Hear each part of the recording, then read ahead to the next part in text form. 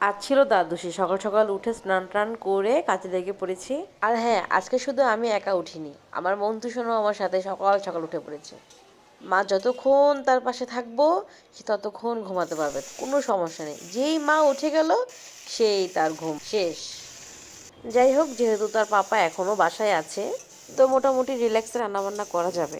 সকাল সকাল তেমন কিছু আয়োজন করছি না, শর্টকাটে মুগ ডাল ফুলকপি আলু দিয়ে রসা রান্না করছি আর একটু সবজি রান্না করি। জানো তো, সকালবেলা ঘুম থেকে উঠলে যে এত রিফ্রেশমেন্ট কাজ করে, কিন্তু রাতে লেট করে ঘুমানোর কারণে ভোরে ওঠাটা খুব কমই হয়। বাট আজ অনেক ভালো লাগছে, শীতের সকাল, হালকা হালকা রোদ গায়ে পড়ছে। আর একটা ইন্টারেস্টিং বিষয় কি জানো, ভোরে উঠে তুমি যদি রান্নাবান্নাটা শেষ করে ফেলতে পারো, অ্যাটলিস্ট সারাদিনের জন্য তুমি মুক্ত।